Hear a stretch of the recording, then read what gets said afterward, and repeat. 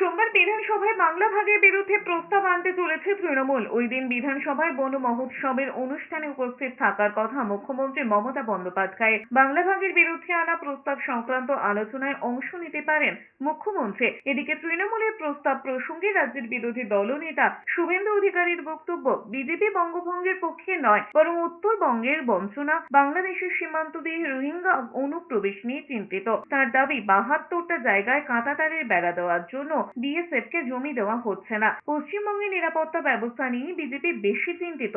আমরা উত্তরবঙ্গের বঞ্চনা নিয়ে আমরা অত্যন্ত আমাদের কনসার্ন আছে। আমরা চিন্তিত রোহিঙ্গারা ঢুকে পশ্চিমবঙ্গের ডেমোগ্রাফি জনসংখ্যা বদলে দিচ্ছে।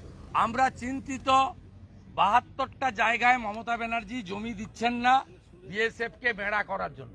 ভারতীয় জনতা পার্টি এই পশ্চিমবঙ্গ অবিভক্ত থাকবে। এদিকে বিজেপির রাজ্যসভার সাংসদ সমীর ভট্টাচার্য বলেছেন, বাংলা ভাগের আগে শ্যামাপ্রসাদ মুখোপাধ্যায়ের ছবি পার্টি অফিস থেকে সরিয়ে দিতে হবে। যে পশ্চিমবঙ্গ গঠনে শ্যামাপ্রসাদ মুখোপাধ্যায়ের অবদান রয়েছে, সেই পশ্চিমবঙ্গ ভাগ করবে বিজেপি? তা কখনো হয় নাকি? বাংলা ভাগ করবার আগে ডক্টর শ্যামাপ্রসাদ মুখার্জির ছবিটা পশ্চিমবঙ্গ পার্টি অফিস থেকে দেশের সর্বত্র পার্টি অফিস থেকে নামিয়ে দিতে হবে। শ্যামাপ্রসাদের শিশু, শ্যামাপ্রসাদের জন্মদাতা এনসি চ্যাটার্জি, সুনীতি কুমার চ্যাটার্জি, মেঘনাথ শাহ, রমেশচন্দ্র মজুমদার, নদিয়ার রানী জ্যোতির্ময়ী, এত মানুষের আত্মত্যাগ, তাদের সংগ্রাম, তাদের সংঘর্ষ, এতগুলো রক্তের হোলি হয়ে গেছিল সেদিন। তার উপরে দাঁড়িয়ে পশ্চিমবঙ্গ তৈরি হয়েছে। সেই পশ্চিমবঙ্গ ভাগ করবে বিজেপি।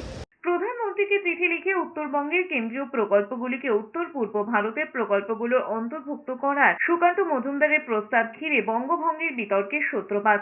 এরপর বিজেপি সাংসদ নিশিকান্ত দেবুই পশ্চিমবঙ্গ, বিহারের ৫ জেলাকে নিয়ে কেন্দ্রশাসিত অঞ্চলের দাবি তোলেন, যাকে সমর্থন করেন মুর্শিদাবাদের বিজেপির ২ বিধায়ক গৌরীশঙ্কর ঘোষ এবং সুব্রত মৈত্র।